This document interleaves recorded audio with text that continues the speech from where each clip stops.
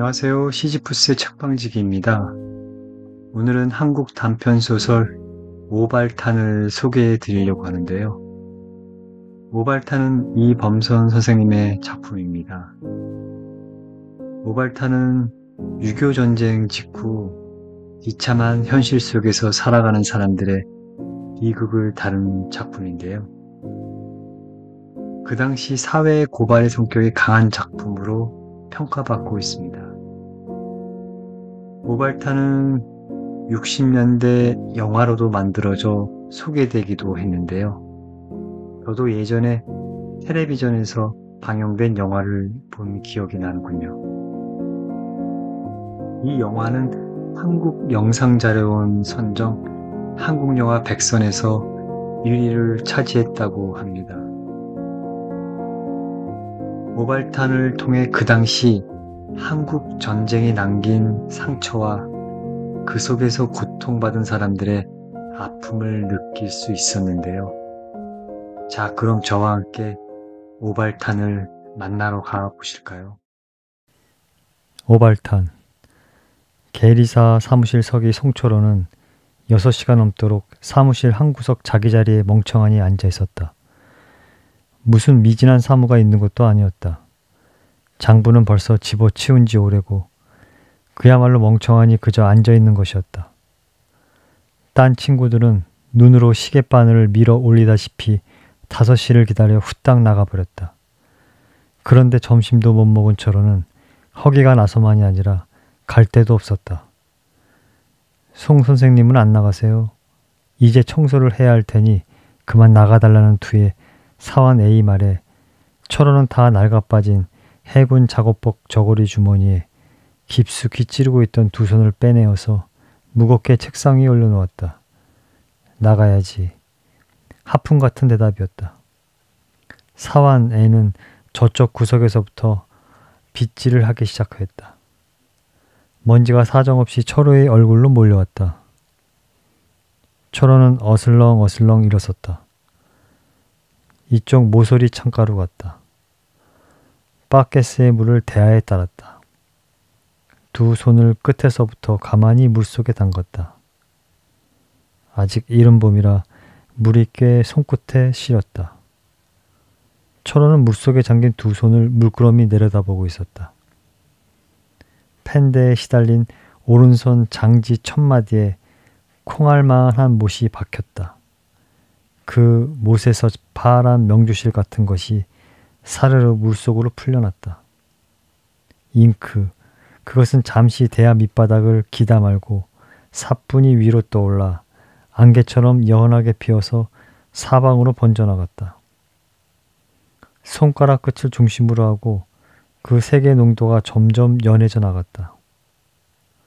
맑게 개인 가을 하늘색으로 대야 가장자리까지 번져나간 그것은 다시 중심의 손끝을 향해 접어들며 약간 파랑색으로 달무리 모양 둥그런 원을 그렸다. 피, 이건 분명히 피다. 철호는 엉뚱한 생각을 하고 있었다. 슬그머니 물속에서 손을 빼내었다. 그러자 이번엔 대야 밑바닥에서 한 사나이 얼굴을 보았다. 철호의 눈을 마주 쳐다보는 그 사나이는 얼굴의 온 근육을 이상스레 힘을 움직이며 입을 삐죽거려 웃고 있었다. 이마에 길게 흐트러진 머리카락, 그 밑에 우묵하니 파인 두 눈, 깎아진 볼, 날카롭게 여윈 턱, 송장처럼 꺼먹고 윤기 없는 얼굴.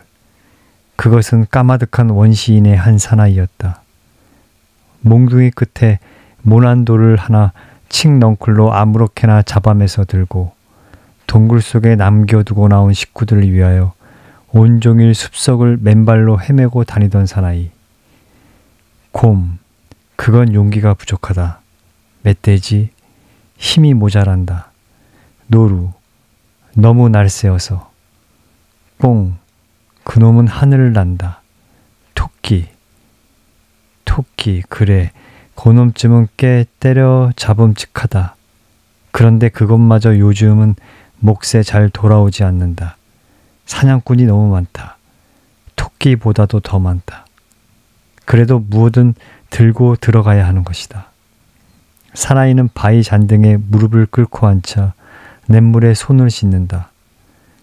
파란 물속에 빨간 노을이 잠겼다. 끈적끈적하게 사나이의 손에 묻었던 피가 노을빛보다 더 진하게 우러난다. 무엇인가 때려잡은 모양이다. 곰, 멧돼지, 노루, 꽁, 토끼. 그런데 사나이가 들고 일어선 것은 그 어느 것도 아니었다. 보기에도 징그러운 내장. 그것이 무슨 짐승의 내장인지는 사나이 자신도 모른다. 사나이는 그 짐승의 머리도 꼬리도 못 보았다. 누군가가 숲속에 끌어내려 버린 것을 주워오는 것이었다. 철호는 옆에 놓인 비누를 집어들었다. 마구 두 손바닥으로 비볐다. 우구구 까닭모르 울분이 끓어올랐다. 빈 도시락마저 들지 않은 손이 홀가분해 좋긴 하였지만 해방촌 고개를 추어 올리기에는 뱃속이 너무 허전했다. 산비탈을 도려내고 무질서하게 주워붙인 판잡집들이었다. 철호는 골목으로 접어들었다. 레이션 곽을 뜯어 덮은 처마가 어깨를 스칠 만치 비좁은 골목이었다.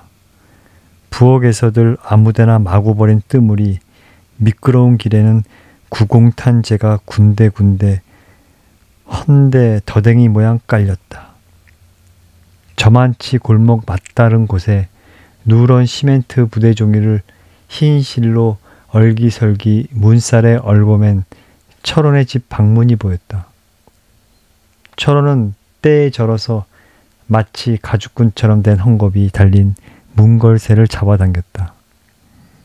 손가락이라도 드나들 만치 엉성한 문이면서 찌걱찌걱 집혀서 잘 열리지를 않았다.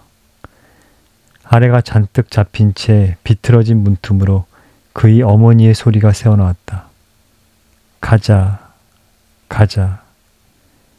미치면 목소리마저 변하는 모양이었다. 그것은 이미 그의 어머니의 조용하고 부드럽던 그 목소리가 아니고 쨍쨍하고 간사한 게 어떤 딴 사람의 목소리였다.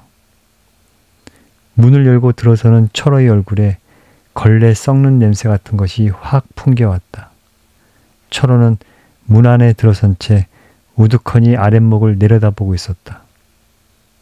중학교 시절에 박물관에서 미라를 본 일이 있었다. 그건 꼭 솜 누더기에 싸놓은 미라였다. 흰 머리카락은 한 오리도 제대로 놓인 것이 없었다.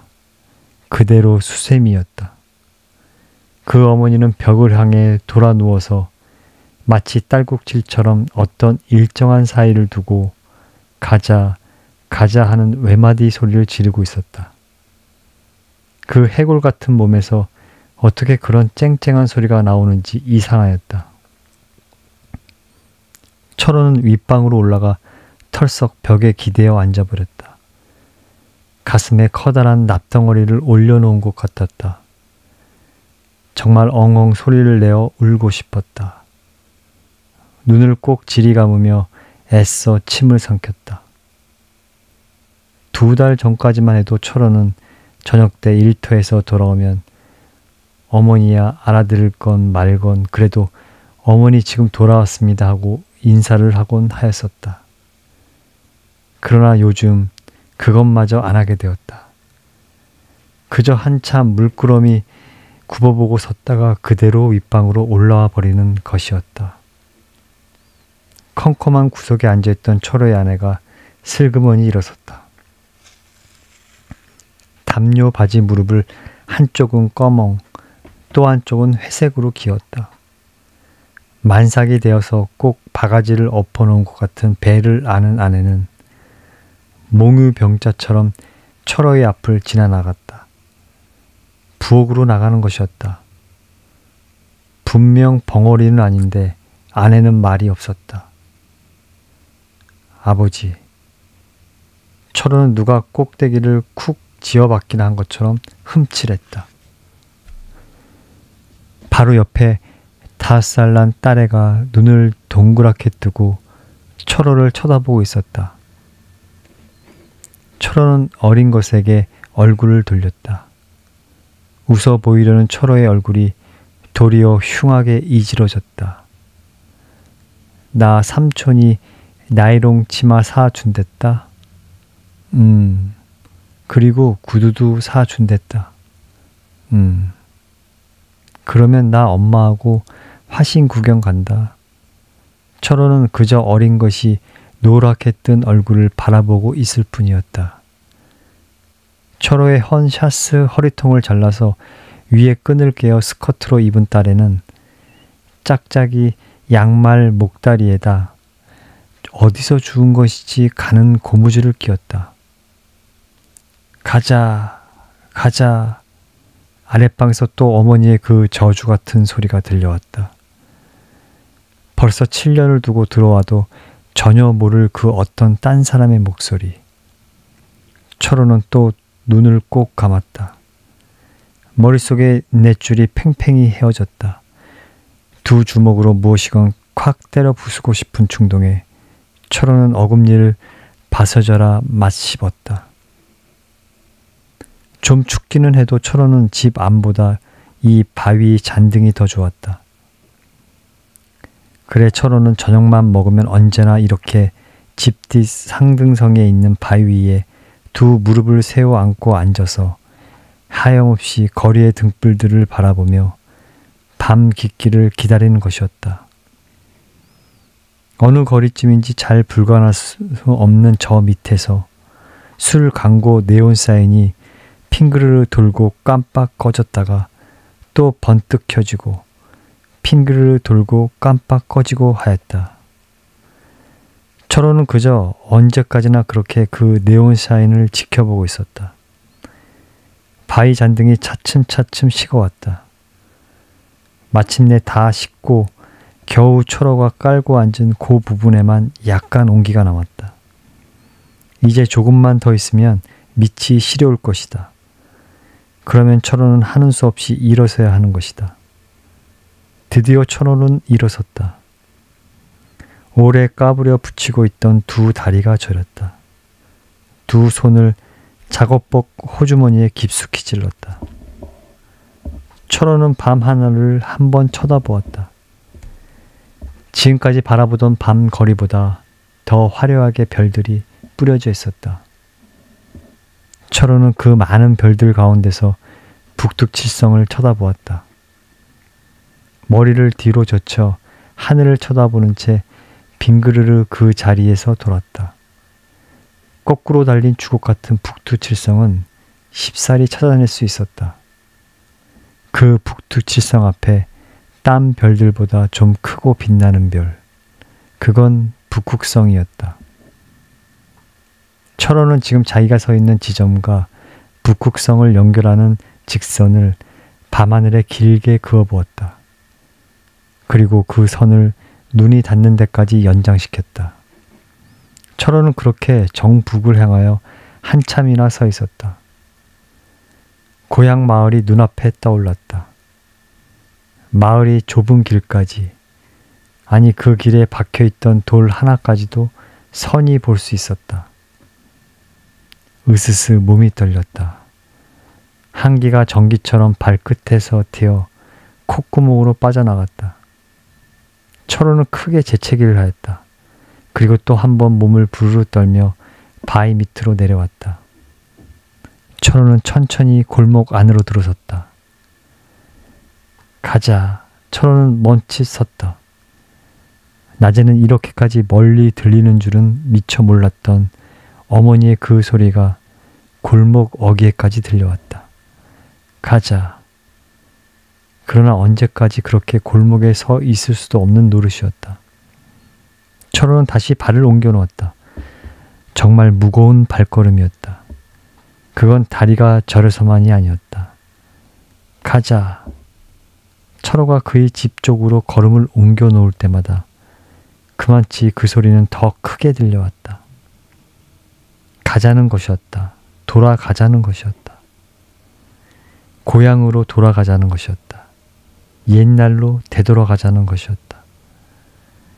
그것은 이렇게 정신 이상이 생기기 전부터 철호의 어머니가 입버릇처럼 되풀이하던 말이었다. 38선. 그것은 아무리 자세히 설명을 해주어도 철호의 늙은 어머니에게만은 아무 소용없는 일이었다. 난 모르겠다. 암만 해도 난 모르겠다. 38선. 그래 거기에다 하늘에 꾹 닿도록 담을 쌓았단 말이냐. 어쨌단 말이냐. 제 고장으로 제가 간다는데 그래 막는 놈이 도대체 누구란 말이냐. 죽어도 고향에 돌아가서 죽고 싶다는 철호의 어머니였다. 그러고는 이게 어디 사람 사는 게냐. 하루 이틀도 아니고 하며 한숨과 함께 무릎을 치며 꺼지듯이 풀썩 주저앉곤 하는 것이었다. 그럴 때마다 철호는 어머니 그래도 나만은 이렇게 자유스럽지 않아요. 하고 나만이니까 이렇게 생명을 부지하고 살 수 있지.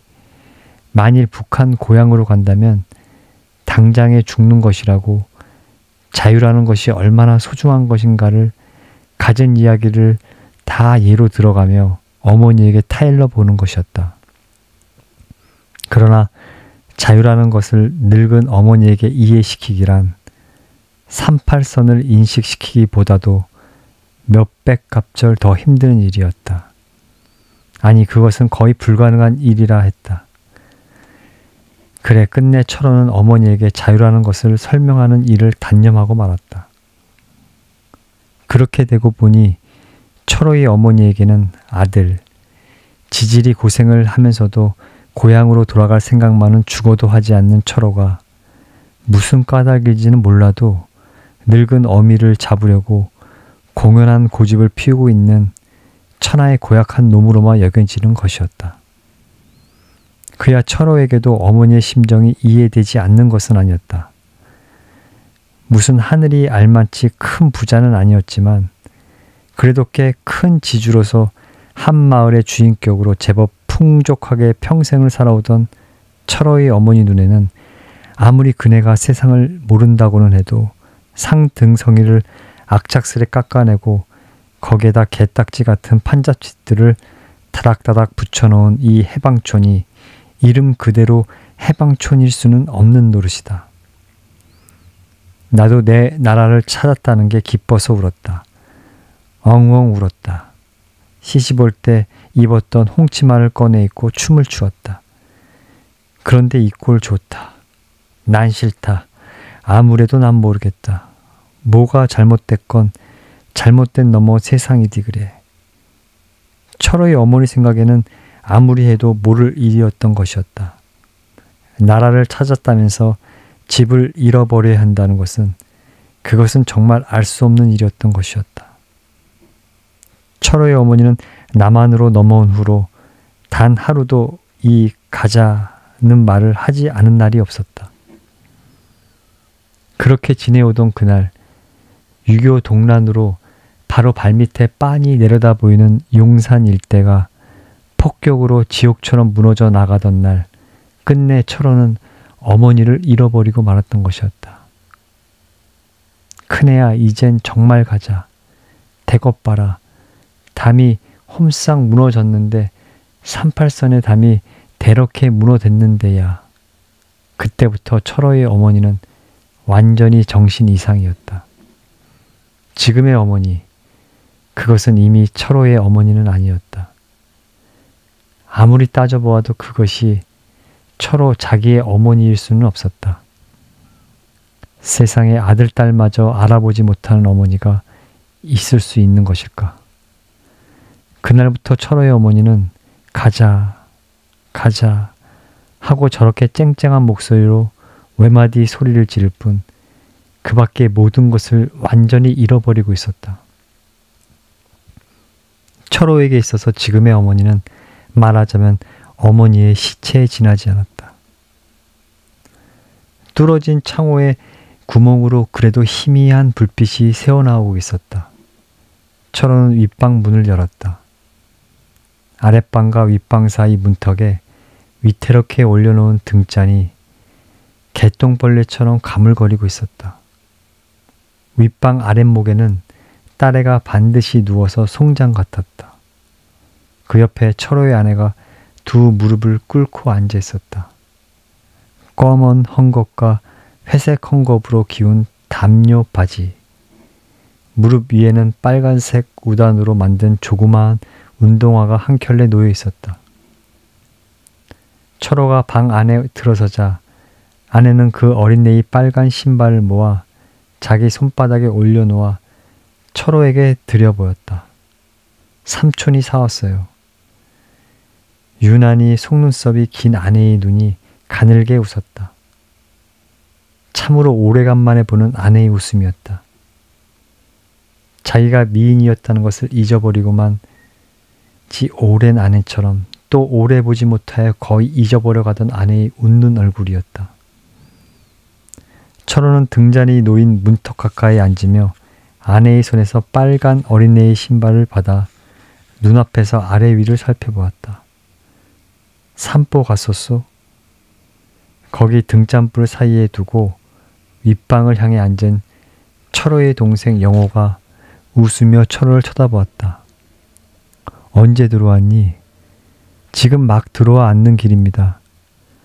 그러고 보니 영호는 아직 넥타이도 끄르지 않고 있었다. 형님, 새삼스레 부르는 동생의 소리에 철호는 손에 들었던 어린애의 신발을 아내에게 돌리며 영호의 얼굴을 빤히 쳐다 바라보았다. 이제 우리도 한번 살아봅시다. 제길 남 다 사는데 우리라고 밤낮 이렇게만 살겠소. 근사한 양옥도 한 채 사고 장기판만한 문패에다 형님의 이름 석자를 제길 장님도 보게 써서 대못으로 땅땅 때려 받고 한번 살아봅시다. 군대에서 나온 지 2년이 넘도록 아직 직업도 못 잡은 영호가 언제나 술만 취하면 하는 수작이었다. 그리고 2천만 한짜리 세단차도 한 대 삽시다. 거기다 똥통이나 싣고 다니게. 모든 새끼들이 안 입고 어서 일이야 있건 없건 종일 빵빵 울리면서 동리를 들락날락해야지. 제길. 비스듬히 벽에 기대어 앉은 영호는 벌겋게 열에 뜬 얼굴을 하고 담배 연기를 푸 내뿜었다. 또 술 마셨구나. 고학으로 고생고생 다니던 대학 3학년에서 군대에 들어갔다가 나온 영호로서는 특별한 기술이 없이 직업을 잡지 못하는 것은 별 도리도 없는 노릇이라 칠 수도 있었지만 이건 어디서 어떻게 마시는 것인지 거의 저녁마다 이렇게 취해 들어오는 동생 영호가 몹시 못마땅한 철호의 말이었다. 네, 조금 했습니다. 친구들이. 그것도 들으나마나 늘 같은 대답이었다. 또 그것이 거짓말이 아니라는 것도 철호는 알고 있었다. 이제 술 좀 그만 마셔라. 친구들과 어울리면 자연히 마시게 되는걸요. 글쎄, 그러니까 그 어울리는 걸 좀 삼가란 말이다. 그럴 수도 없고요. 하하하. 그렇다고 언제까지 그저 그렇게 어울려서 술이나 마시면서 뭐가 되나. 되긴 뭐가 돼요. 그저 답답하니까 만나는 거고 만나면 어찌하다 한 잔씩 하며 이야기나 하는 거죠 뭐. 글쎄 그게 맹랑한 일이란 말이다. 그렇지만 형님 그런 친구들이라도 있다는 게 좋지 않소. 그게 시시한 친구들이라 해도 정말이지 그놈들마저 없었더라면 어떻게 살 뻔했나 하고 생각할 때가 많아요. 외파리, 절름발이 그런 놈들, 무식한 놈들, 참 시시한 놈들이죠. 죽다 남은 놈들. 그렇지만 형님, 그놈들 다 착한 놈들이에요. 최소한 남을 속이지는 않거든요. 공갈을 때릴 망정. 하하. 전우. 영호는 고개를 뒤로 젖히고 천장을 향해 담배 연기를 내뿜었다. 철호는 그저 물끄러미 영호의 모습을 쳐다볼 뿐 아무 말도 없었다. 영호는 여전히 천장을 향한 채 피어오른 연기를 바라보며 한 손으로 목의 넥타이를 앞으로 잡아당겨 반쯤 끌러 늦추어 놓았다. 가자. 아랫목에서 어머니가 소리를 질렀다. 영호는 슬그머니 아랫목으로 고개를 돌렸다. 한참이나 그렇게 어머니 쪽으로 고개를 돌리고 있는 영호는 아무 말도 없이 그저 눈만 껌뻑껌뻑하고 있었다. 철호는 길게 한숨을 쉬었다. 앞에 놓인 등잔불이 거물거물 춤을 추었다. 철호는 저고리 호주머니에서 담배를 꺼내었다. 꼬깃꼬깃 구겨진 파랑색 갑속에서 담배를 한 갭이 뽑아내었다. 바삭바삭 마른 담배는 양끝이 반쯤 빠져나갔다. 철호는 그 양끝을 비벼 말았다. 흡사 비가 모양으로 되었다. 철호는 그 비가 모양의 담배 한 끝을 입에다 물었다. 이걸 피슈 형님. 영호가 자기 앞에 놓였던 담배갑을 접어서 철호의 앞으로 내어 밀었다. 빨간색 얀담배 갑이었다. 철호는 그 어느 곳보다 좀 긴 양담배 갑을 한번 힐끔 쳐다보았을 뿐 아무 소리도 없이 등잔불로 입에 문 파랑색 끝을 가져갔다. 영호는 등잔불 위에 굽부린 형 철호의 어깨를 넌지시 바라보고 있었다. 지지 소리가 났다. 앞 이마에 흐트러져 내렸던 철호의 머리카락이 등잔불에 타며 또르르 말려 올렸다. 철호는 얼굴 들었다. 한 모금 빨자 벌써 손끝이 따갑게 꽁초가 되어버린 담배를 입에서 떼었다. 천천히 연기를 내뿜는 철호의 미간에는 새로 석줄의 깊은 주름이 패어졌다. 영호는 들었던 담뱃갑을 도로 땅바닥에 내려놓았다. 그리고 조용히 등잔불로 시선을 떨구었다. 그의 입가에서 야릇한 웃음이 애달픈 아니 그 누군가를 비웃는 듯한 그런 미소가 천천히 흘러 지나갔다. 한참 동안 아무도 말이 없었다. 가자. 아랫방 아랫목에서 몸을 뒤채는 어머니가 잠꼬대를 했다. 어머니는 이제 꿈속에서마저 생활을 잃어버린 모양이었다. 아주 낮은 그 소리는 한숨처럼 느리게 아래 윗방에 가득 차 흘러 사라졌다. 여전히 아무도 말이 없었다.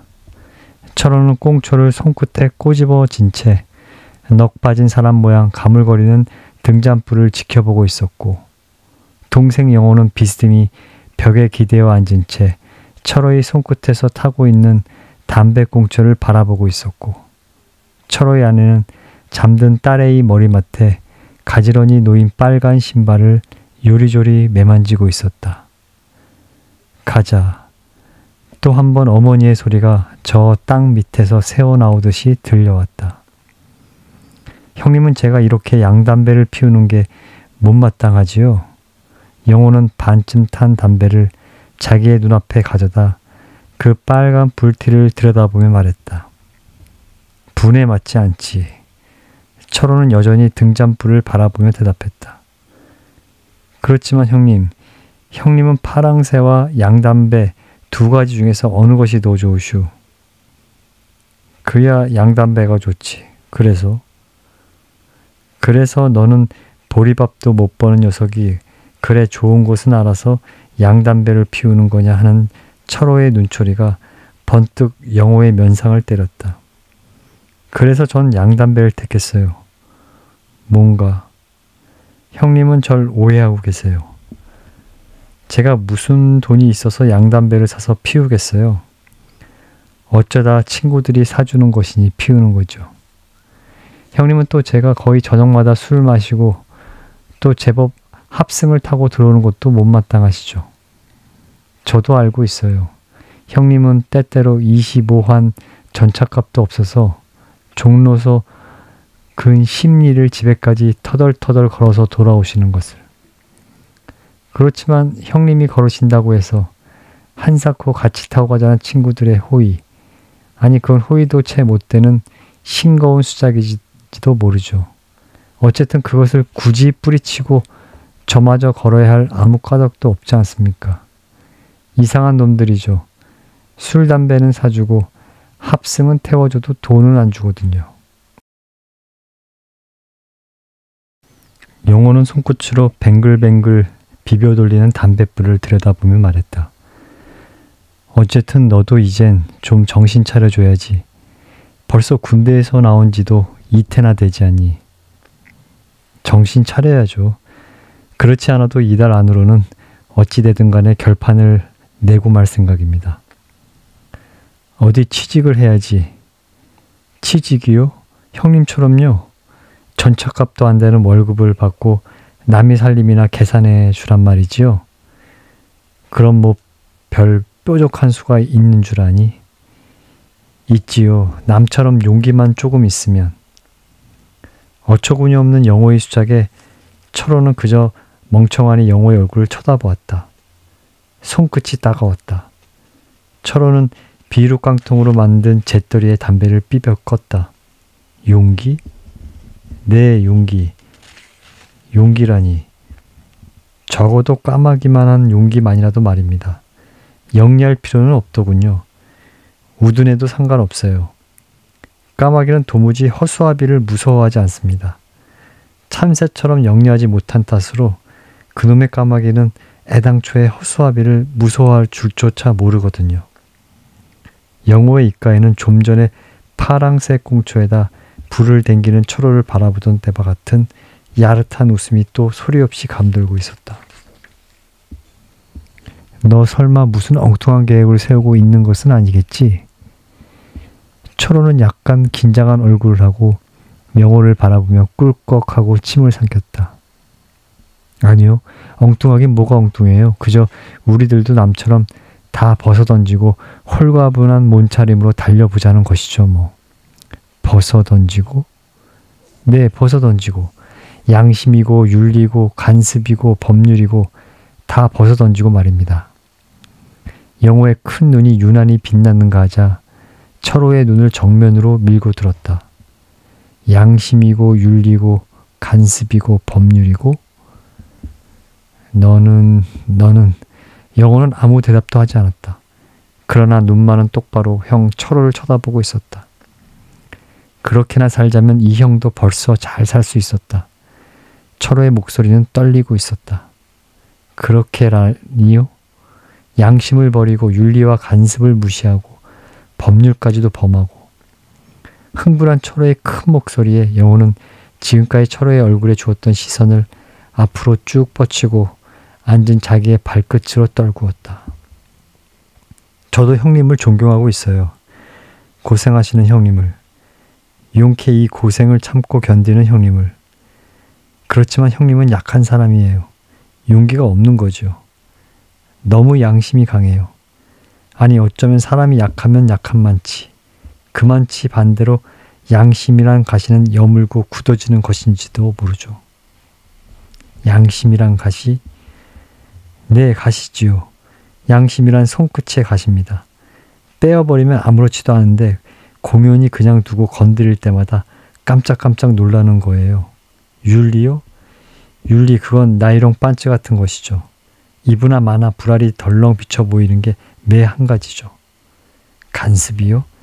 그건 소녀의 머리 위에 달린 리봉이라고나 할까요? 있으면 예쁠 수도 있어요. 그러나 업돼서 뭐 별일도 없어요. 법률, 그건 마치 허수아비 같은 것입니다. 허수아비. 덜 굳은 바가지에다 되는 대로 눈과 코를 그리고 서 있는 허수아비. 누더기를 걸치고 팔을 쫙 벌리고 서 있는 허수아비. 참새들을 향해서는 그것이 제법 공갈이 되지요. 그러나 까마귀쯤만 돼도 벌써 무서워하지 않아요. 아니 무서워하기는커녕 그놈의 상투 끝에 턱 올라앉아서 썩은 흙을 쑤시던 더러운 주둥이를 쓱쓱 문질러도 별일 없거든요. 영호는 코웃음을 쳤다. 그리고 거기 문턱 밑에 담뱃갑에서 새로 담배 한 개를 빼어물고 지금까지 들고 있던 다 탄 꽁다리에서 불을 옮겨 빨았다. 가자. 어머니의 그 소리가 또 들렸다. 어머니는 분명히 잠이 들어있는 것이었다. 그러면서도 간간히 저렇게 가자 가자 소리를 지르는 것이었다. 그것은 어쩌면 어머니에게는 호흡처럼 생리화해 버린 것인지도 모르었다. 철호는 비스듬히 모로 앉은 동생 영호의 옆 얼굴을 한참이나 노려보고 있었다.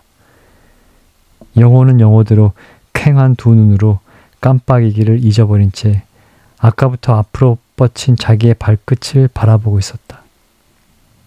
이윽고 철호는 영호에게서 눈을 돌려버렸다. 그리고 아랫방과 윗방 사이 칸막이를 한 널 쪽에 등을 기대며 모로 돌아앉았다. 희미한 등잔 불빛에 잠든 딸의 조그마한 얼굴이 애처로웠다. 그 어린 것 옆에 앉은 철호의 아내는 왼쪽 무릎을 세우고 그 위에 손을 펴 깔고 턱을 개었다. 아까부터 철호와 영호, 형제가 하는 말을 조용히 듣고만 있는 그네는 무엇을 생각하고 있는지 한쪽 손끝으로 거기 방바닥에 가지런히 놓은 빨간 어린애의 신발만 몇 번이고 쓸어보고 있었다.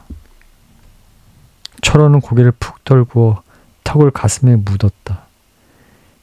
영호는 새로 피워문 담배를 연거푸 서너 번 들이빨았다. 그리고 또 말을 계속하였다. 저도 형님의 그 생활 태도를 잘 알아요. 가난하더라도 깨끗이 살자는. 그렇지요. 깨끗이 사는 게 좋지요. 그런데 형님 하나 깨끗하기 위하여 치르는 식구들의 희생이 너무 어처구니 없이 크고 많단 말입니다. 헐벗고 굶주리고 형님 자신만 해도 그렇죠. 밤낮 쑤시는 충치 하나 처치 못하시고 이가 쑤시면 치과에 가서 치료를 하거나 빼어버리거나 해야 할 거 아니에요. 그런데 형님은 그것을 참고 있어요. 낯을 잔뜩 찌푸리고 참는단 말입니다. 물론 치료비가 없으니까 그러는 수밖에 없겠죠. 그겁니다. 바로 그겁니다. 그 돈을 어떻게든가 구해야죠. 이가 쑤시는데 그럼 어떻게 해요? 그걸 형님처럼 마치 이 쑤시는 것을 참고 견디는 그것이 돈을, 치료비를 버는 것이기나 한 것처럼 생각하는 것. 안 쓰는 것은 혹 버는 셈이 된다고 할 수도 있을 거예요. 그렇지만 꼭 써야 할 때 못 쓰는 것이 버는 셈이라고 할 수 없지 않아요. 세상에는 이런 세 층의 사람들이 있다고 봅니다.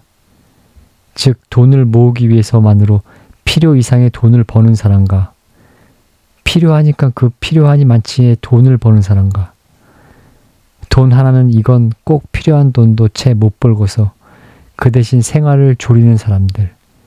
신발에다 발을 맞추는 격으로 형님은 아마 맨 끝의 층에 속하겠지요. 필요한 돈도 미처 벌지 못하는 사람. 깨끗이 살자니까 그럴 수밖에 없다고 하시겠지요. 그래요. 그것은 깨끗하기는 할지 모르죠. 그렇지만 그저 그것뿐이지요. 언제까지나 충치가 쏘아부은 볼을 싸지고 울상일 수밖에 없죠. 그렇지 않습니까? 그의 형님 인생이 저 골목 안에서 10판짜리를 받고 코 흘리는 어린애들에게 보여주는 요지경이라면야 자기가 가지고 있는 돈값만치 구멍으로 들여다보고 말할 수도 있겠지요. 그렇지만 어디 인생이 자기 주머니 속에 돈 액수 많지만 살고 그만두고 싶으면 그만둘 수 있는 요지경인가요? 어디 싫어도 살아야 하니까 문제지요. 사실이지 자살을 할 만치 소중한 인생도 아니고요. 살자니까 돈이 필요하고요. 필요한 돈이니까 구해야죠. 왜 우리라고 좀 더 넓은 테두리, 법률선까지 못 나가란 법이 어디 있어요? 아니 남들은 다 벗어던지고 법률선까지도 넘나들면서 사는데 왜 우리만이 옹색한 양심의 울타리 안에서 숨이 막혀야 해요? 법률이란 뭐예요? 우리들이 피차에 약속한 선이 아니에요? 영호는 얼굴 번쩍 들며 반쯤 끌러 놓았던 넥타이를 마저 끌러서 방구석에 픽 던졌다. 철호는 여전히 턱을 가슴에 푹 묻은 채 묵묵히 앉아 두 짝 다 엄지 발가락이 몽땅 밖으로 나온 뚫어진 양말을 내려다보고 있었다. 나이론 양말 한 켤레 사면 반년은 무난히 뚫어지지 않고 견딘다는 말을 들었다. 그러나 빤히 알면서도 번번이 100칸짜리 무명 양말을 사두고 들어오는 철호였다. 700칸이란 돈을 단번에 잘라낼 여유가 도저히 없는 월급이었던 것이다. 가자. 어머니는 또 몸을 뒤채웠다. 그건 억설이야. 철원 후 천천히 고개를 들었다. 신문지를 바른 맞은편 벽에 쭈그리고 앉은 아내의 그림자가 커다랗게 비쳐 있었다. 곱추처럼 꼬부리고 앉은 아내의 그림자는 헝클어진 머리카락이 괴물스러웠다. 철호는 눈을 감았다. 머리마저 등 뒤 칸막이 판자에 기대었다. 철호의 감은 눈앞에 10여 년 전 아내가 흰 저고리 까만 치마를 입고 선이 나타났다. 무대에 나선 그네는 더욱 예뻤다. 이 여자대학 졸업 음악회였다. 노래가 끝나자 박수 소리가 끝일 줄을 몰랐다. 그날 저녁 같이 거니를 거닐던 그녀는 정말 싱싱하고 예뻤었다. 그러나 지금 철호 앞에 쭈그리고 앉은 아내는 그때의 그네가 아니었다. 무슨 둔한 동물처럼 되어버린 그네. 이제 아무런 희망도 가져보려고 하지 않는 아내. 철호는 가만히 눈을 떴다. 그래도 아내의 속눈썹만은 전처럼 까맣고 길었다. 가자. 철호는 흠칫 놀라 환상에서 깨어났다. 억설이요. 그런지도 모르죠. 한참이나 잠잠하니 앉아 까물거리는 등잔부를 바라보던 영호의 맥빠진 대답이었다. 내 말대로 한다면 돈 있는 사람들은 다 나쁜 사람이란 말밖에 더 되나 어디? 아니죠. 제가 어디 나쁘고 좋고를 가렸어요. 나쁘긴 누가 나빠요? 왜 나빠요? 아, 잘 사는 게 나빠요? 도시 나쁘고 좋고부터 따질 아무런 금도 없지요, 뭐. 그렇지만 지금 내 말대로 잘 살자면 꼭 양심이고 윤리고 뭐고 다 버려야 한다는 것이 아니고 뭐야. 천만에요. 잘못 이해하신 겁니다. 간단히 말씀드리면 이렇다는 것입니다. 즉, 양심껏 살아가면서 잘 살 수도 있기는 있다. 그러나 그것은 극히 적다. 거기에 비겨서 그 시시한 것들을 벗어 던지기만 하면 누구나 틀림없이 잘 살 수 있다. 그것이 바로 억설이란 말이다. 마음 한구석이 어딘가 비틀려서 하는 억지란 말이다. 글쎄요, 마음이 비틀렸다고요? 그건 아마 사실일는지도 모르겠어요. 분명히 비틀렸어요. 그런데 그 비틀리기가 너무 늦었어요. 어머니가 저렇게 미치기 전에 비틀렸어야 했죠. 한강 철교를 폭파하기 전에 말입니다. 하나밖에 없는 누이 동생 명숙이가 양공주가 되기 전에 비틀렸어야 했죠. 한도용이 내리기 전에 하다못해 동대문 시장에 자리라도 한 자리 비었을 때 말입니다. 그리고 이놈이 배때기에 지금도 무슨 내장이기나 한 것처럼 박혀있는 파편이 터지기 전에 말입니다. 아니 그보다도 더 전에 제가 뭐 무슨 애국자나처럼 남들은 다 기피하는 군대에 어머니의 원수를 갖겠노라고 자원하던 그 전에 말입니다. 그보다도 더 전에 썩 전에 비틀렸어야 했을지 모르죠. 나면서부터 비틀렸더라면 더 좋았을지도 모르죠. 영호는 푹 고개를 떨구었다. 길게 한숨을 내쉬었다. 그 한숨이 후루루 떨고 있었다. 서로는 한참 동안 아무 말도 하지 않았다. 윗목에 앉아있던 철호의 아내가 방바닥에 떨어진 눈물을 손끝으로 장난처럼 문지르고 있었다. 영호도 훌쩍훌쩍 코를 들이키고 있었다. 그렇지만 인생이란 그런 게 아니야. 너는 아직 사람이란 어떻게 살아야만 하는 것인조차 모르고 있어. 그래요. 사람이란 과연 어떻게 살아야 하는 것인지는 정말 모르겠어요.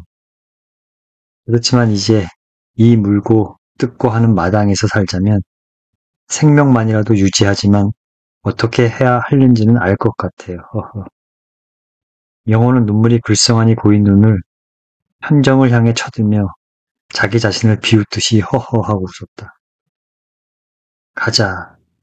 또 어머니는 가자고 했다. 영호는 아랫목으로 눈을 돌렸다. 철호는 길게 한숨을 쉬었다. 앞에 등잔불이 크게 흔들거렸다. 방 안의 모든 그림자들이 움직였다. 집 전체가 그대로 기울거리는 것 같았다. 그것뿐 조용했다. 밤이 꽤 깊은 모양이었다. 세상이 온통 잠들고 있었다. 너마치 골목 밖에서부터 딱딱딱딱 구둣발 소리가 뾰족하게 들려왔다. 점점 가까워 왔다. 바로 아랫방 문 앞에서 멎었다. 영호는 문께로 얼굴을 돌렸다. 삐걱삐걱 두어 번 비틀리던 방문이 열렸다. 여동생 명숙이가 들어섰다. 싱싱한 몸매에 까만 투피스가 제법 어느 회사의 여산모원 같다. 늦었구나. 영호가 여전히 두 다리를 쭉 뻗고 앉은 채 고개만 뒤로 젖혀서 명숙을 쳐다보았다. 명숙은 영호의 말에 아무런 대꾸도 없이 돌아서서 문 밖에서 까만 하이힐을 집어올려 아랫방 모서리에 들여놓았다. 그리고 백을 휙 방구석에 던졌다. 겨우 겉조고리와 스커트를 벗어 걸은 명숙은 아랫방 뒷구석에 가서 철썩하고 쓰러지듯 가로누워 버렸다. 그리고 거기 접어놓은 담요를 끌어다 머리 위에서부터 푹 뒤집었었다. 철호는 명숙을 거들떠보지도 않고 덤덤히 등잔불만 지켜보고 있었다. 철호는 언젠가 퇴근하던 길에 전차 창문 밖으로 본 명숙의 꼴을 생각하고 있는 것이었다. 철호가 탄 전차가 을지로 입구 십자거리에 머물러 신호를 기다리고 있었다. 손잡이를 붙들고 창을 향해 서 있던 철호는 무심코 밖을 내다보았다. 전차 바로 옆에 미군 지프차가 한 대 와 섰다. 순간 철호는 확 낯이 달아올랐다. 핸들을 진 미군 바로 옆자리에 색 안경을 쓴 한국 여자가 앉아 있었다. 그것이 바로 명숙이었던 것이다. 바로 철호의 턱 밑에서였다. 역시 신호를 기다리는 그 지프차 속에서 미군이 한 손은 핸들에 걸치고 또 한 팔로는 명숙의 허리를 넌지시 끌어안는 것이었다. 미군이 명숙의 얼굴을 들여다보며 뭐라고 수작을 걸었다. 명숙은 다리를 겹치고 앉은 채 앞을 바라보는 자세 그대로 고개를 까딱거렸다. 그 미군 지프차 저편에 선 택시 조수가 명숙이와 미군을 쳐다보며 비시시 웃었다. 전차 간에서도 마찬가지였다. 서로 바로 옆에 나란히 서 있던 청년 둘이 쑥덕거렸다. 그래도 멋은 부렸네. 멋, 그래 색안경을 썼으니 말이지. 장사치곤 고급이지 미천없이. 저것도 시집을 갈까? 철호는 손잡이를 놓았다. 그리고 반대편 가운데 문께로 가서 돌아서고 말았다. 그것은 분명히 슬픈 감정만은 아니었다. 뭐라고 말할 수조차 없는 숫덩어리 같은 것이 꽉 목구멍을 치밀었다. 정신이 아뜩해지는 것 같았다. 후문하고 난 뒤처럼 콧속이 싸하니 쓰리면서 눈물이 징 솟아올랐다. 철호는 앞에 있는 커다란 유리를 확 머리로 받아 부수고 싶은 충동을 느끼며 어금니를 꽉 맞씹었다. 찌르르 벨이 울렸다. 벌크덩 전차가 움직였다. 철호는 문짝에 어깨를 가져다 기대고 눈을 감아버렸다. 그날부터 철호는 정말 한마디도 누이 동생 명숙이와 말을 하지 않았다. 또 명숙이도 철호를 본체 만체했다. 자, 우리도 이제 잡시다. 영호가 가슴을 펴서 내어밀고 바로 앉았다. 등잔불을 끄고 두방 사이에 문을 닫았다. 푹 가라앉는 것 같이 피곤했다. 그러면서도 철호는 정작 잠을 이룰 수는 없었다. 밤은 고요했다. 시간이 그대로 흐르기를 멈춰버린 것 같이 조용했다. 철호의 아내도 이제 잠이 들었나 보다. 앓는 소리를 내었다. 철호는 눈을 감았다.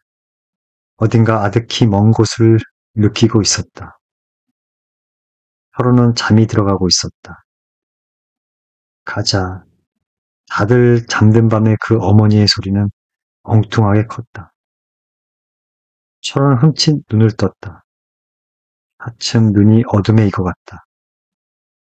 며칠인가 문틈으로 새어들은 달빛이 철호의 옆에서 잠든 딸의 머리에서부터 발끝까지 쭉 파란 줄을 그었다. 철호는 다시 눈을 감았다. 길게 한숨을 쉬며 벽을 향해 돌아누웠다. 가자. 또 어머니가 소리를 질렀다. 그러나 천호는 눈을 뜨지 않았다. 그도 마저 잠이 들어버린 것이었다.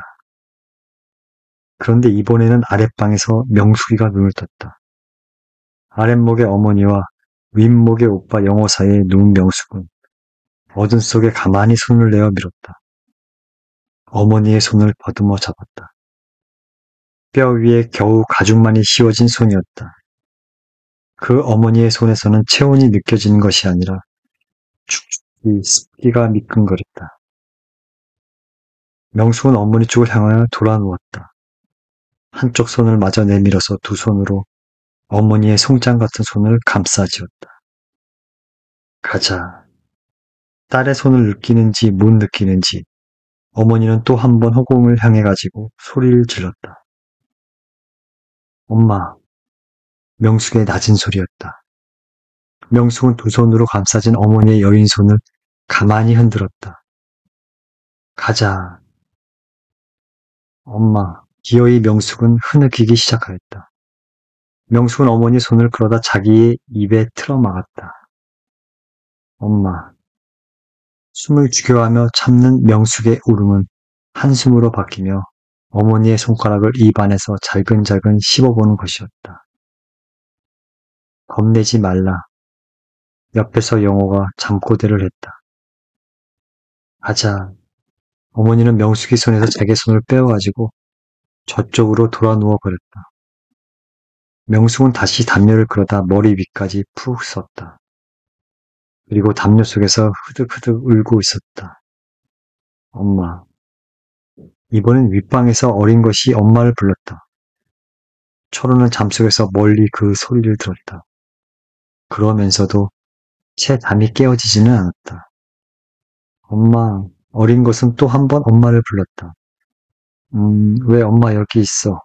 아내의 반쯤 깬 소리였다. 어린 것을 끌어다 안는 모양이었다. 철호는 그 소리를 멀리 들으며 다시 곤히 잠들어 버렸다. 오줌? 오줌 누겠니? 자, 일어나. 착하지? 철호의 아내는 일어나 앉으며 어린 것을 안아 일으켰다. 구석에서 깡통을 끌어다 대어주었다. 참 삼촌이 내 신발 사왔지? 아주 예쁜 거. 볼래? 깡통을 타고 앉은 어린 것을 뒤에서 안아주고 있던 철호의 아내는 한 손으로 어린 것의 머리맡에 놓아두었던 신발을 집어다 보여주었다. 희미하게 달빛이 들이비쳤을 뿐인 어두운 방안에서는 그것은 그저 겨우 모양뿐 색채를 잃고 있었다. 내 거야, 엄마? 그래, 내 거야. 예뻐. 참 예뻐. 빨강해. 어린 것은 잠에 취한 소리로 물으며 신발을 두 손에 받아 가슴에 안았다. 자, 이제 거기에 놔두고 자야지. 내일 신어도 돼? 그럼. 어린 것은 오물오물 담요 속으로 파고 들어갔다. 엄마, 내일 신어도 돼? 그럼. 뭐든가 좀 좋은 것은 아껴야 한다고만 들어오던 어린 것은 또 한 번 이렇게 다짐하는 것이었다. 아내는 어린 것의 담요 가장자리를 꼭꼭 눌러주고 나서 그 옆에 누웠다. 다들 다시 잠이 들었다. 어느 사이에 달빛이 비껴서 칼날 같은 빛을 철호의 가슴으로 옮겼다. 어린 것이 부스스 머리를 들었다. 배를 깔고 엎드렸다. 어린 것은 조그마한 손을 베개 너머로 내밀었다. 거기 가지런히 놓아둔 신발을 만져보았다. 어린 것이 안심한 듯이 다시 베개를 베고 누웠다. 또다시 조용해졌다. 한참 만에 또 어린 것이 움직거렸다. 잠이 든 줄만 알았던 어린 것은 또 엎드렸다. 머리맡에 신발을 또 끌어당겼다. 조그마한 손가락으로 신발 코를 꼭 눌러보았다. 그러고는 이번에는 아주 자리 위에 일어나 앉았다. 신발을 무릎 위에 들어 올려놓았다. 달빛에다 신발을 들이대어 보았다. 바닥을 뒤집어 보았다. 두 짝을 하나씩 두 손에 갈라들고 고무바닥을 맞대어 보았다. 이번엔 발을 앞으로 내놓았다. 가만히 신발을 가져다 신었다. 앉은 채로 꼭 방바닥을 디디어 보았다. 가자. 어린 것은 깜짝 놀랐다. 얼른 신발을 벗었다. 있던 자리에 도로 모아놓았다. 그리고 한 번 더 신발을 바라보고 난 어린 것은 살그머니 누웠다. 오물오물 담요 속으로 기어 들어갔다. 점심을 못 먹은 배는 오후 2시에서 3시 사이가 제일 견디기 힘들었다. 천호는 펜을 장부 위에 놓았다. 저쪽 구석에 돌아앉은 사완애를 바라보았다. 보리차라도 한 잔 더 마시고 싶었다. 그러나 2잔까지는 사완애를 시켜서 가져오라 할 수 있었으나 3번까지는 부르기가 좀 미안했다. 철호는 걸상을 뒤로 밀고 일어섰다. 책상 모서리에 놓인 찻잔을 집어들었다. 그리고 출입문으로 나갔다. 복도의 풍로 위에서 커다란 주전자가 끓고 있었다. 보리차를 찻잔 하나 가득히 부었다. 구수한 냄새가 피어올랐다. 철호는 뜨거운 찻잔을 손가락으로 꼬집어 들고 조심조심 자기 자리로 돌아와 앉았다. 그리고 찻잔을 입으로 가져갔다. 후 부었다. 막 한 모금 들여 마시는 때였다. 송 선생님 전화입니다. 사완애가 책상 앞에 와 알렸다. 철은 얼른 찻잔을 책상 위에 내려놓았다. 그리고 가장 책상 앞으로 갔다. 수화기를 들었다. 네, 송철호시다. 네, 경찰서에? 전 송철호라는 사람인데요. 네, 송영호요? 네, 바로 제 동생입니다. 네, 송영호가요. 제 동생이 말입니까? 곧 가겠습니다. 네네. 철호는 수화기를 걸었다. 그리고 걸어놓은 수화기를 멍하니 내려다보고 서 있었다. 사무실 안 사람들이 시선이 모두 철호에게로 쏠렸다. 무슨 일인가 동생이 교통사고라도? 서류를 뒤적이는 과장이 앞에 서 있는 철호를 쳐다보며 물었다. 네, 저 과장 잠깐 다녀오겠습니다. 철호는 마시던 보리차를 그대로 남겨둔 채 사무실을 나섰다. 영문을 모르는 동료들이 서로 옆의 사람의 얼굴을 힐끗 쳐다보는 것이었다. 철호는 전에도 몇 번 경찰서의 호출을 받은 일이 있었다. 양공주 노릇을 하는 누이 동생 명숙이가 걸려들면 그 신원 보증을 해야 하는 철호였다. 그때마다 철호는 치안관 앞에서 낯을 못 들고 앉았다가 순경이 앞세우고 나온 명숙을 데리고 아무 말도 없이 경찰서 뒷문을 나서거나 했다. 그럴 때면 철호는 울었다. 하나밖에 없는 누이 동생이 정말 믿고 원망스러웠다. 철호는 명숙을 한번 돌아다 보는 일도 없이 전차 길을 따라 사무실로 걸었고 또 명숙은 명숙이대로 적당한 곳에서 마치 낯도 모르는 사람처럼 딴 길로 떨어져 가버리곤 하는 것이었다. 그런데 이번엔 누이 동생이 아니라 남동생 영호의 건이라고 했다. 며칠 전 밤에 취해서 짓거리던 영호의 말들이 머리를 스치고 지나갔다. 불안했다. 그런데 설마 하고 마음을 다시 먹으며 철호는 경찰서 문을 들어섰다. 권총강도. 형사에게서 동생 영호의 사건 내용을 들은 철호는 앞에 앉은 형사의 얼굴을 바보 모양 멍청이 바라보고 있을 뿐이었다. 점점 핏기가 가셔가는 철호의 얼굴은 표정을 잃은 채 굳어가고 있었다. 어느 회사에서 월급을 들 돈 1,500관을 찾아서 은행 앞에 대기시켰던 지프차에 싣고 막 떠나려고 하는데 중절모를 깊숙이 눌러쓰고 색안경을 낀 개한 2명이 차 속으로 올라오며 권총을 내어 들더라는 것이었다. 겁내지 말라. 차를 우이동으로 돌려라. 운전수와 또 한 명 회사원은 차가운 권총 구멍을 등에 느끼며 우이동까지 갔다고 한다. 어느 으슥한 숲속에서 차를 세웠다고 한다. 그러고는 둘 다 차 밖으로 나가라고 한 다음 배안들이 대신 운전대로 올마 앉더라고 한다. 운전수와 회사원은 거기 버려둔 채 차는 전속력으로 다시 시내로 향해 달렸단다. 그러나 지프차는 미아리도 채 못 와서 경찰에 붙들리고 말았던 것이었다. 그런데 차 안에는 개안이 한 사람밖에 없었다고 한다. 형사가 동생을 면회하겠느냐고 물었을 때 철호는 그저 얼이 빠져서 두 무릎 위에 맥없이 손을 올려놓고 앉은 채 아무 대답도 못했다. 이윽고 형사실 뒷문이 열리더니 거기 영호가 나타났다. 이리로 와. 수갑이 채워진 두 손을 배 앞에다 모으고 천천히 형사의 책상 앞으로 걸어 나오는 영호는 거기 걸상에 앉았다. 이로서는 철호를 향하여 약간 머리를 끄덕여 보았다. 동생의 얼굴을 뚫어져라고 바라보고 서 있는 철호의 여인볼이 힘을 움직였다. 괴로울 때의 버릇으로 어금니를 꽉꽉 씹고 있는 것이었다. 형사는 앞에 와서 선 영호에게 눈으로 철호를 가리켰다. 형님 미안합니다. 인정선에서 걸렸어요. 법률선까지는 무난히 뛰어넘었는데 쏘아버렸어야 하는 건데. 영호는 철호의 얼굴을 들여다보며 빙그레 웃었다. 그러고는 옆으로 비스듬히 얼굴을 떨구며 수갑을 채운 오른손 엄지를 권총 방아쇠를 당기는 때처럼 꼬부려서 지그시 당겨보는 것이었다. 철호는 눈도 깜빡하지 않고 그저 영호의 머리카락이 흐트러져 내린 이마를 바라보고 있었다. 돌아가세요, 형님. 영호는 등신처럼 서 있는 형이 도리어 민망한 듯이 조용히 말했다. 수감해. 형사가 문간에서 지키고 서 있는 순경을 돌려보았다. 영호는 그에게로 오는 순경을 향해 마주 걸어갔다.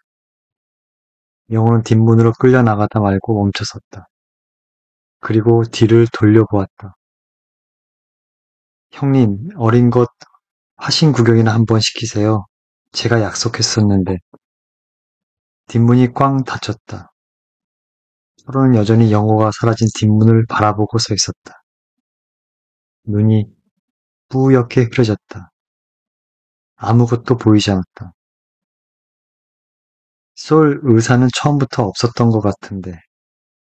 조소를 한 옆으로 밀어넣으며 형사가 중얼거렸다. 서로는 걸상에 가만히 걸터 앉았다. 혹시 그 가치한 청년을 모르시나요? 초로의 귀에는 형사의 말소리가 아주 멀었다.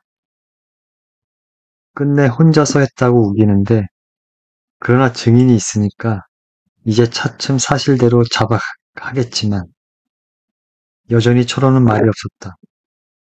경찰서를 나온 철호는 어디를 어떻게 걸었는지 알 수가 없었다.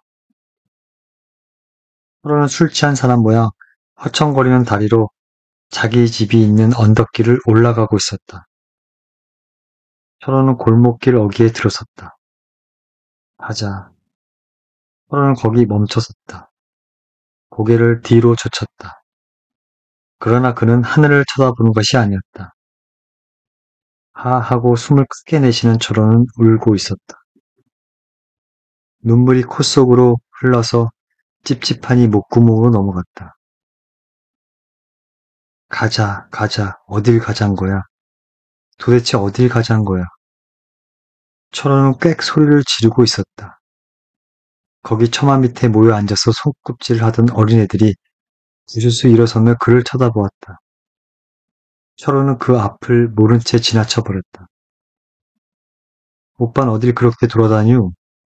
철호가 아랫방에 들어서자 윗방 구석에서 고리짝을 열어놓고 뒤지고 있던 명숙이가 역한 소리를 했다. 윗방에는 넝마 같은 옷가지들이 한 무더기 쌓여 있었다. 딸애는 고리짝 옆에 쪼그리고 앉아서 명숙이가 뒤져 내놓은 헌 옷들은 무슨 진기한 것이나처럼 지켜보고 있었다. 철호는 아내가 어딜 갔느냐고 물어보려다 말고 그대로 윗방 아랫목에 썩 주저앉아버렸다. 어서 병원에 가보세요. 명숙은 여전히 고리짝을 들추며 돌아앉은 채 말했다. 병원을? 그래요. 병원에라니. 언니가 위독해요. 어린애가 걸렸어요. 뭐가? 철호는 눈앞이 아찔했다. 점심때부터 진통이 시작되었는데 영 해산을 못하고 애를 썼단다. 그런데 죽을 악을 쓰다 보니까 어린애의 머리가 아니라 폐부터 나왔다고 한다. 그래 병원으로 실어 갔는데 철원의 회사에 전화를 걸었더니 나가고 없더라는 것이었다. 지금쯤은 아마 아기를 낳았거나 그렇지 않으면 명숙은 흰 헝겊들을 골라 개켜서 한 옆으로 젖혀놓으며 말했다. 아마 어린애의 기저귀를 고르고 있는 모양이다. 그런데 이상했다. 좀 전에 아찔했던 정신이 사르르 풀리며 온몸의 맥이 쑥 빠져나갔다. 철호는 오래간만에 머릿속이 깨끗이 개는 것을 느꼈다. 말라리아를 앓고 난 다음 날처럼 맥은 하나로 없으면서 머리는 비상이 깨끗했다. 뭐 놀랄 일이 있느냐 하는 심정이 되었다. 마치 회사에서 무슨 사물을 한 뭉텅이 맡았을 때와 같은 심사였다. 철은 호주머니에서 담배를 꺼내어 물었다. 언제나 새로 사물을 맡아 시작하기 전에 하는 버릇이었다. 어딜 가슈? 명숙이가 돌아보았다. 병원에. 무슨 병원인지도 모르면서. 철원은 참 그렇다고 생각했다.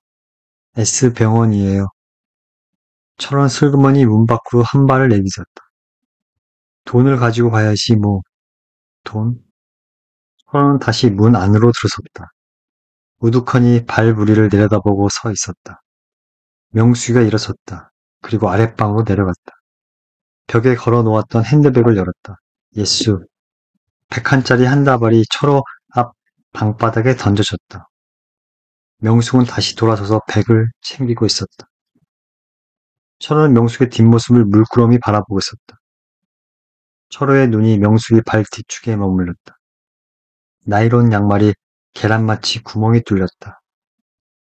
철호는 명숙의 그 구멍 뚫린 양말 뒤축에서 어떤 깨끗함을 느끼고 있었다. 오래간만에 참으로 오래간만에 철호는 명숙에 대한 오빠로서의 애정을 느꼈다. 가자. 어머니가 또 외마디 소리를 질렀다. 철호는 눈을 발밑에 돈다블로 떠그었다. 허리를 구부렸다. 연기가 든 때처럼 두 눈이 싸하니 쓰렸다. 아버지 병원에 가? 엄마 애기 낳았어? 그래. 철호는 돈을 저고리 호주머니에 구겨 넣으며 문을 나섰다. 가자. 골목을 빠져나가는 철호의 등 뒤에서 또 한 번 어머니의 소리가 들려왔다. 아내는 이미 죽어 있었다. 네, 그래요. 철호는 간호원보다도 더 심상한 표정이었다. 병원의 긴 복도를 휘청휘청 걸어서 널따란 현관으로 나왔다. 시체가 어디 있느냐고 묻지도 않았다. 무엇인가 큰일이 한 가지 끝났다는 그런 기분이었다. 아니 또 어찌 생각하면 무언가 해야 할 일이 많이 생긴 것 같은 무거운 기분이기도 했다. 그러면서도 그 해야 할 일이 무엇인지는 좀처럼 생각이 나질 않았다. 그저 이제는 그리 서두를 필요도 없어졌다는 생각만으로 철호는 거기 병원 현관에 한참이나 우두커니 서 있었다. 이윽고 병원의 큰 문을 나선 철호는 전차기를 따라서 천천히 걸었다. 자전거가 휙 그의 팔꿈치를 스치고 지나갔다. 그는 멈춰섰다. 6시도 더 지났을 무렵이었다.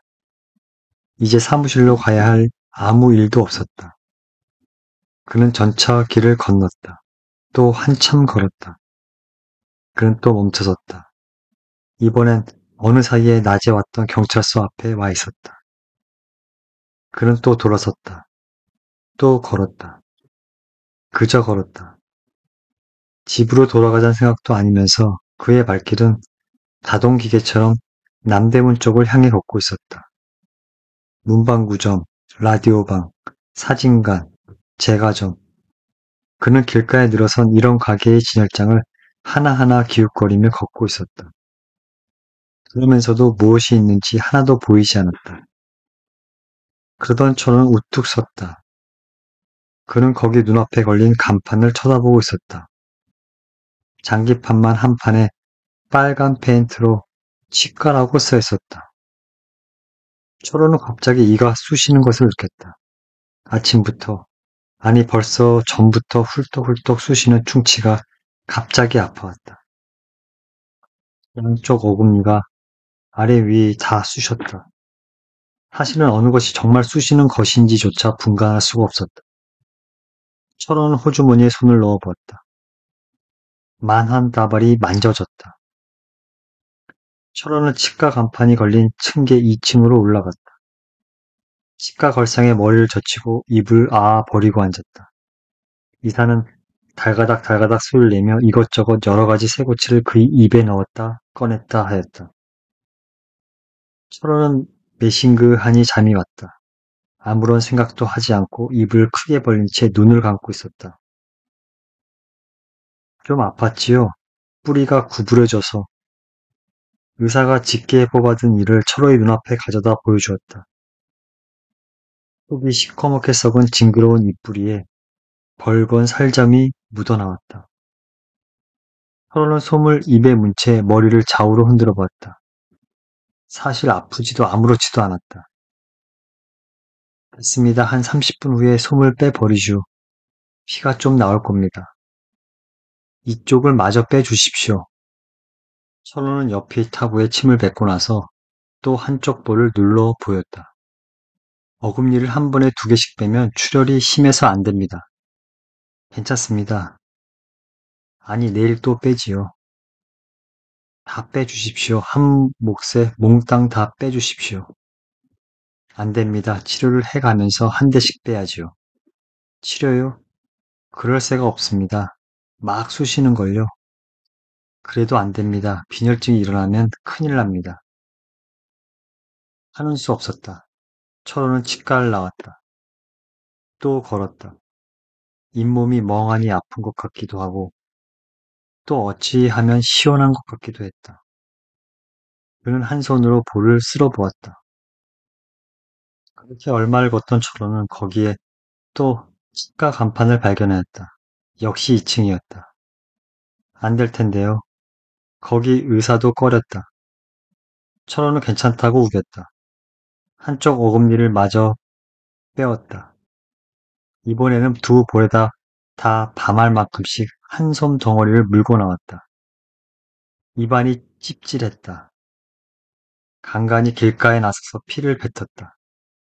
그때마다 시뻘건 선지피가 간덩어리처럼 엉겨서 나왔다. 남대문을 오른쪽에 끼고 돌아서 서울역이 보이는 데까지 왔을 때 으스스 몸이 한번 떨렸다. 머리가 휑하니 비어 버린 것 같다고 생각했다. 바로 그때 번쩍 거리에 전등이 들어왔다. 눈앞이 한번 환해졌다. 다음 순간에는 어찌된 셈인지 좀 전에 전등이 켜지기 전보다 더 거리가 어두워졌다. 철호는 눈을 한번 꾹 감았다 다시 떴다. 그래도 매한 가지였다. 이건 뱃속이 비어서 이렇다고 철호는 생각했다. 그는 새삼스레 점심도 저녁도 안 먹은 자기를 깨달았다. 뭐든가 좀 먹어야겠다고 생각했다. 우수한 설렁탕 생각이 났다. 입안에 군침이 하나 가득히고 했다. 그는 어느 전주 밑에 가서 쭈그리고 앉아서 침을 뱉었다. 그런데 그것은 침이 아니라 진한 피였다. 그는 다시 일어섰다. 또 한 번 오한이 전신을 간지리고 지나갔다. 다리가 약간 떨리는 것 같았다. 그는 속히 음식점을 찾아내어야겠다고 생각하며 서울역 쪽으로 허청허청 걸었다. 설렁탕. 무슨 약 이름이기나 한 것처럼 한마디 일러놓고는 그는 식탁 위에 엎드려 버렸다. 또 입안으로 하나 찝찝한 물이 고였다. 철호는 머리를 들었다. 음식점 안을 한 바퀴 휘 둘러보았다. 머리가 아찔했다. 그는 일어섰다. 그리고 문 밖으로 급히 걸어나갔다.